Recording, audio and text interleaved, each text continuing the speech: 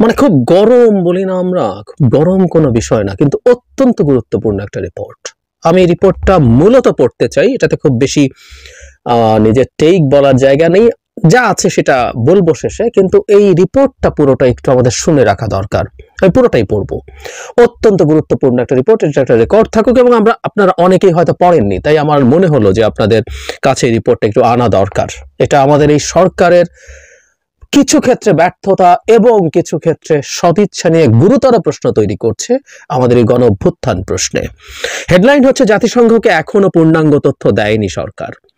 অন্তর্বর্তী সরকারের আহ্বানে দুদফা বাংলাদেশে আসে জাতিসংঘের তদন্ত দল। জুলাই আগস্টে ছাত্র জনতার উপরে সরকারি বাহিনীগুলোর মানবাধিকার লঙ্ঘনের ঘটনা তদন্ত করে, তবে সরকারের কাছ থেকে পূর্ণাঙ্গ তথ্য না পাওয়ায় নির্দিষ্ট সময় তারা প্রতিবেদন দিতে পারেনি বলে জানিয়েছে। জাতিসংঘের উচ্চ পর্যায়ের কর্মকর্তা সমকালকে জানান, বর্তমান অন্তর্বর্তী সরকার জুলাই আগস্টে ছাত্র জনতার উপরে মানবাধিকার লঙ্ঘনের ঘটনা তদন্তের জন্য তাদের আমন্ত্রণ জানায়। বিষয়টি সরকারের অন্যতম অগ্রাধিকার বলা হলেও অপরাধ এবং অনেক অপরাধী তথ্য দেওয়ার ক্ষেত্রে অপারগতা লক্ষ্য করা গেছে, যা মোটেও কাম্য নয়। এ কারণে তথ্য অনুসন্ধান দল তাদের প্রতিবেদন শেষ করতে পারছে না।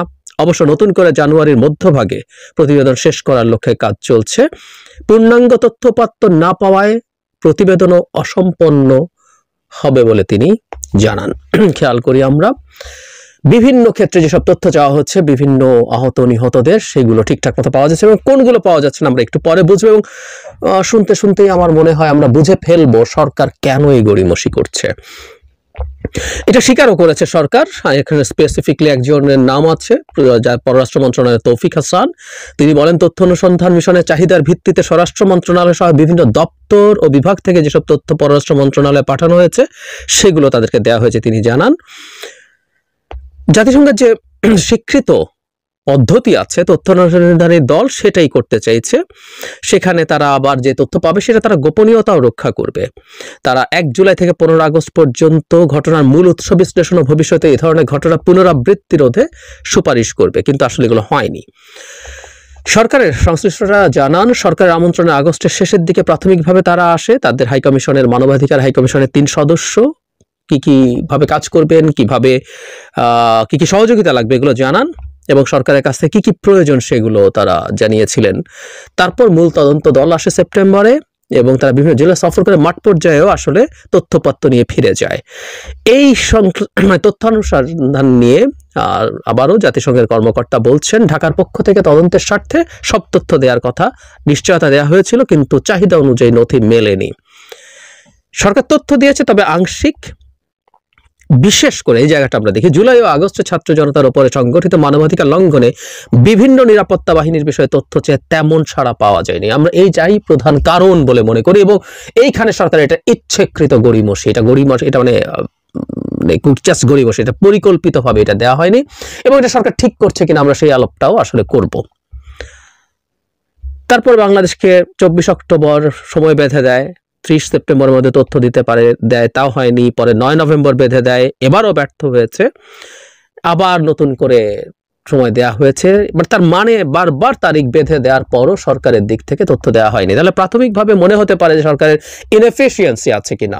ইনএফিসিয়েন্সিও আছে, কোনো সন্দেহ নেই, কারণ এই আহতদের ক্ষেত্রে আমরা চিকিৎসার ক্ষেত্রে চরম ইনএফিসিয়েন্সি দেখেছি সরকারের। আমরা শুধু একটা মন্ত্রণালয়কে যেন দায়ী না করি, অ্যাজ এ হোল পুরো সরকারের এই দায় আছে, তাদেরকে এটা নিতে হবে। এবং একই সাথে এখন দেখছি তথ্য অনুসন্ধান বা এই তথ্যগুলো দিতে ইনএফিসিয়েন্সি আছে, কিন্তু ইচ্ছাকৃতভাবে এটা করা হচ্ছে না, সেটাও খুব নিশ্চিত।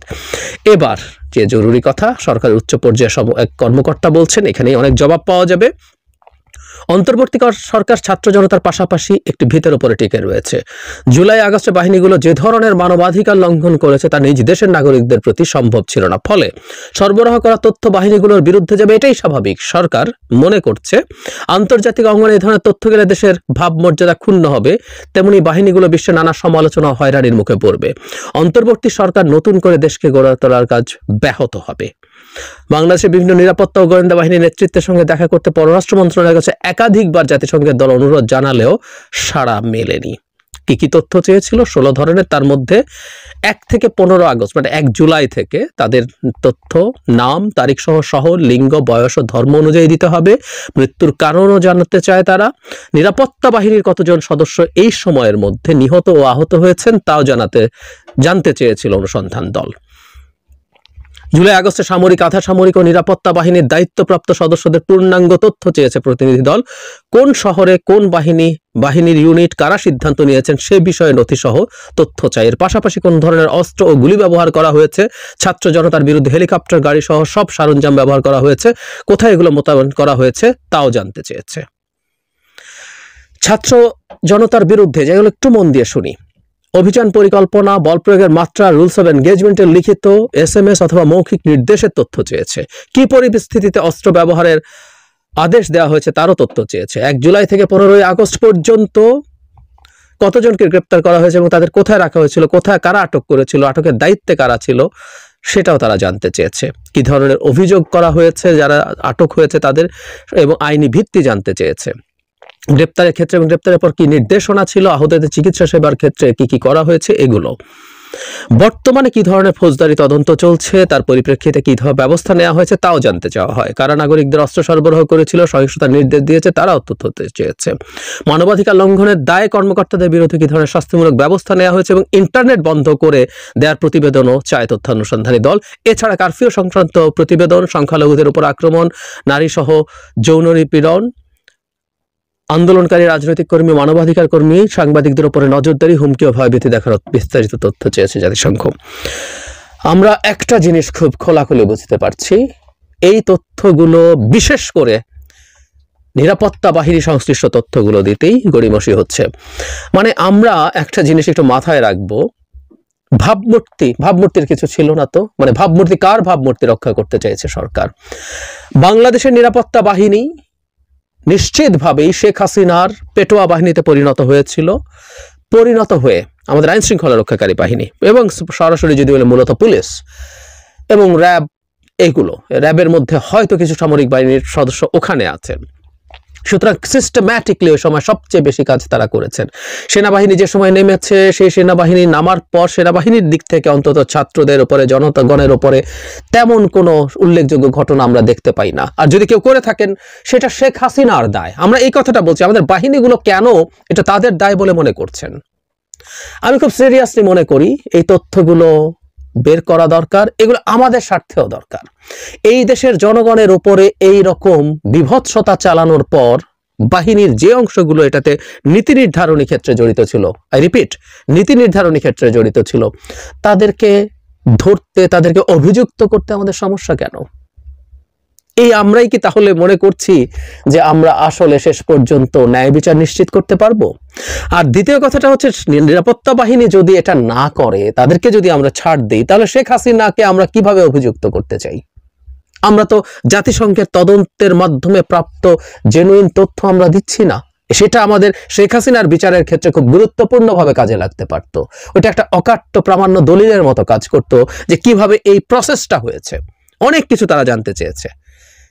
বল প্রয়োগ করতে কে বলেছে, কোন ইউনিট সিদ্ধান্ত নিয়েছে, কতটুকু বল প্রয়োগ করা হবে, গুলি কখন করা হবে, কি ধরনের গুলি ব্যবহার করা হবে, বন্দুক কে দিয়েছে, এই যাবতীয় সবগুলো নীতি নির্ধারণী সিদ্ধান্ত।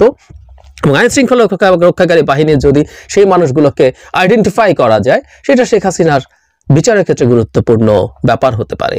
এবং এটা করে আসলে আদতে শেখ হাসিনার বিচারকেও কিন্তু আমরা দুর্বল করে দিচ্ছি, নিশ্চিতভাবেই করছি।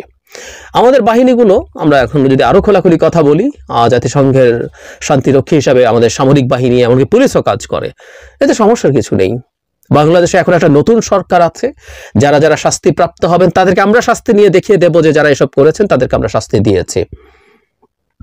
এই শাস্তি দিয়ে বাকি বাহিনী তো আর শেখ হাসিনার অধীনে না, বাকি বাহিনী এখনকার অন্তর্বর্তী সরকারের অধীনে এবং ভবিষ্যতে একটা গণতান্ত্রিক সরকারের অধীনে তারা কাজ করবে। এবং আমরা এক্সপেক্ট করি তারা বিভৎসতা শেখ হাসিনার সময় যা করতেন তা করবেন না, তারা একটা পেটোয়া বাহিনীর মতো কাজ করবেন না, তারা একটা রাষ্ট্রীয় নিরাপত্তা বাহিনীর মতো কাজ করবেন। তাহলে তাদের ওই জায়গায় অবস্থান ধরে রাখতে সমস্যা হবে কেন?